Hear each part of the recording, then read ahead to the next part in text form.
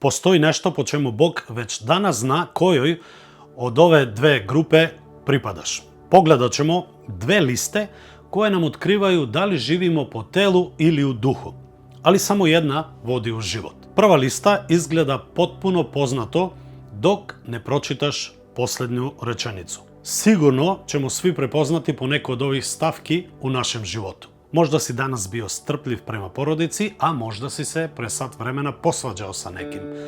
Без обзира на то где се налазиш, ове две листе ќе ти показати у ком правцу иде твој живот. Нама уопште не е тешко да проценимо друге, али још е лакше проверити себе где се налазиш у односу на ову листу, особина или врлина коју ćemo прочитати. Прва листа нам открива понашање оних кои живе по телу и последице таквог живота и дае нам озбилно упозорење, јер одреđuje ко не ќе наследити Божје царство. Пре него што погледамо прву листу, cilj видеа nije да научимо да проценјуемо туѓа духовна стања, него да преиспитамо себе, али ево како. Читамо у Светом писму да живот по телу и живот по духу се противе едно другоме.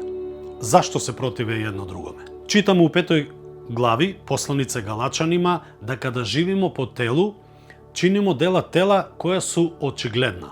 То су блуд, нечистота, разузданост, идолопоклонство, враќање, непријателства, сваđe, љубомора, љутња, сплеткарења, раздори, странчарења, завист, опијање, банчење и њима слична. Упозоравам вас, као што сам вас веќе упозорио, да они кои тако нешто чине не ќе наследити Божје царство, каже Божја реч.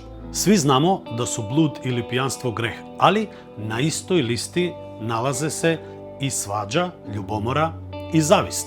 За разлика од живота кој е воđен телом или телесним страстима, живот у духу показуе потпуно супротне плодове. Друга листа нам открива плод кој се исполјава кроз нас ако живимо по духу. А плод духа е радост, мир, стрпљивост, љубазност, доброта, верност, кроткост и уздржливост. Не можеш да се сваđаш и да имаш мир. Не можеш да блудничиш, а да будеш чист. Не можеш да се љут, а да будеш кротак. Не иде. Они кои припадају Христу Исусу распели су тело са неговим страстима и пожудама и више не живе по телу, него живе у духу.